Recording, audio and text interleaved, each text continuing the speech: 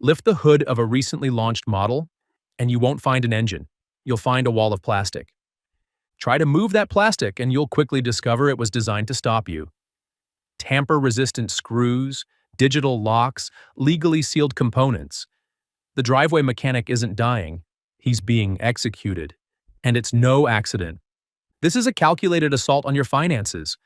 Automakers have quietly repositioned every car owner from owner to tenant. They've buried the hardware. They've encrypted the software. And they've set the hourly rate at $200 just to access a vehicle that already has your name on the title. In this video, we're pulling back the curtain on the manufacturers behind this campaign and tracing exactly how they made working on your own truck a legal minefield. We'll talk about why lifting your hood now feels like crossing a crime scene tape. And we'll lay out the only two paths forward if you refuse to play by their rules.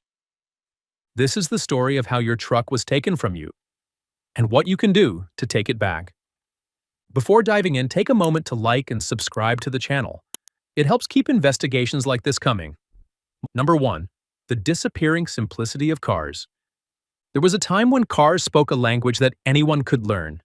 A strange noise meant something mechanical. A leak pointed to a worn seal. Problems had physical causes and physical solutions. Modern vehicles speak a different language.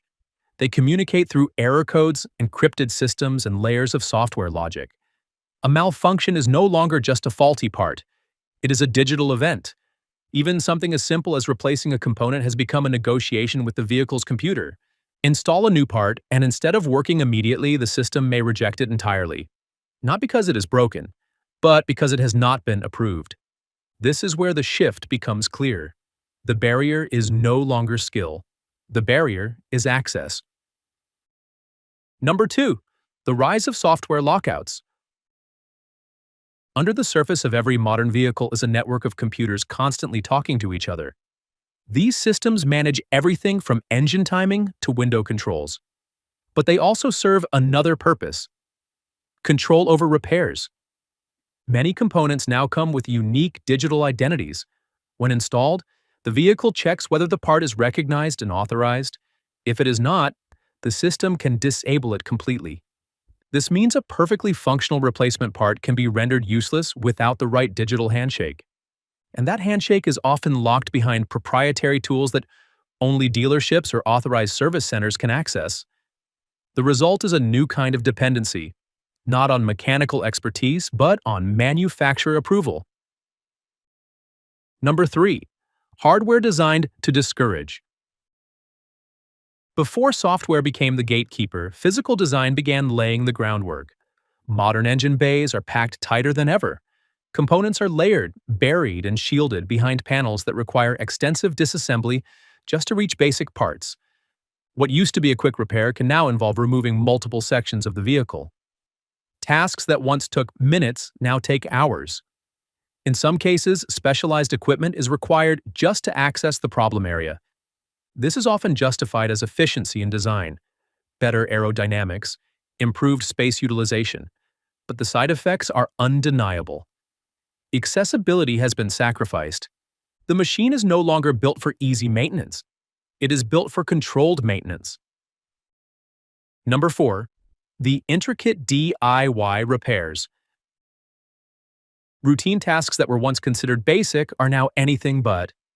Battery replacements, for example, have transformed from a simple swap into a process that may require system calibration. Without proper registration, the vehicle may mismanage the new battery, shortening its lifespan dramatically. Fluid checks have also changed. Some vehicles no longer provide traditional ways to measure levels. Instead, they rely entirely on sensors. If those sensors fail, diagnosing the issue becomes far more complex than simply checking a dipstick. Even lighting systems, once among the easiest fixes, can require partial disassembly of surrounding structures just to reach a bulb. Each change may seem small on its own. Together, they create a landscape where the average owner is gradually pushed out of the repair process. Number 5. The subscription shift. The transformation does not stop at repairs. It extends into how features are accessed. Modern vehicles increasingly treat functionality as something that can be activated or restricted through software. Features that are physically present in the car can be locked behind digital barriers. This introduces a new model of ownership, one where buying the car does not necessarily grant full control over its capabilities. Instead, access can be tied to ongoing payments or service agreements. It is a subtle but powerful shift. The car becomes less of a product and more of a platform. And platforms are designed to generate continuous revenue. The economics behind the change. Why is this happening? The answer lies in long-term profitability. Selling a car once provides a single stream of income. Controlling repairs, parts, and features creates ongoing revenue opportunities. By limiting who can perform repairs and how they are done, manufacturers can ensure that a significant portion of maintenance flows through their own networks. This not only increases revenue but also strengthens control over the entire life cycle of the vehicle. From a business perspective, it is efficient. From an ownership perspective, it raises serious questions. The ripple effect on independent mechanics. This shift does not only affect individual car owners, it also impacts independent repair shops. Without access to proprietary diagnostic tools and software, many independent mechanics are unable to perform certain repairs. This forces customers toward authorized service centers, reducing competition and limiting choice. The traditional ecosystem of local repair shops, once a cornerstone of automotive culture, is under increasing pressure. As access becomes more restricted, the gap between what is possible in a home garage and what requires specialized authorization continues to widen. The psychological barrier. Beyond the technical and economic factors, there is another layer to this transformation. Perception. A modern engine bay filled with covers, sensors, and tightly packed components creates an immediate sense of complexity. It signals that this is not a space for experimentation. Even before encountering software restrictions, many people feel discouraged from attempting repairs. This psychological barrier reinforces the physical and digital ones. The result is a complete ecosystem designed to steer behavior toward professional servicing. The illusion of ownership? At the heart of this issue is a fundamental question. What does it mean to own something? Ownership traditionally implies control, the ability to modify, repair, and maintain an item without external permission. When a vehicle can refuse a repair, restrict access to features, or require authorization for basic functions, that definition begins to blur. The owner becomes a user. The machine becomes a managed device.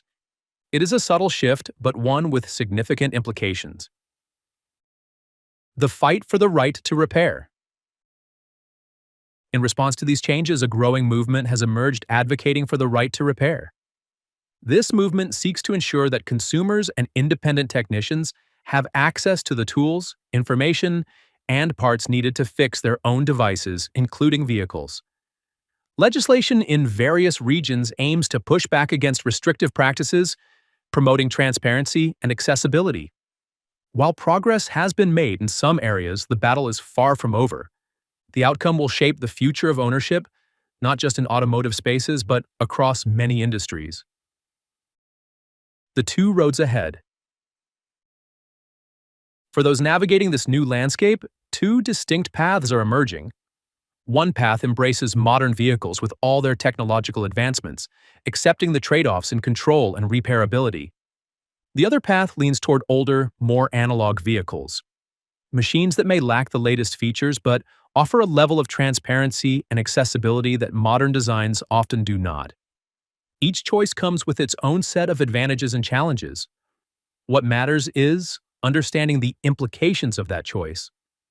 The era of the driveway mechanic is not completely gone, but it is undeniably under pressure. If this exploration sheds light on something new, take a moment to like and subscribe to the channel. More deep dives are on the way.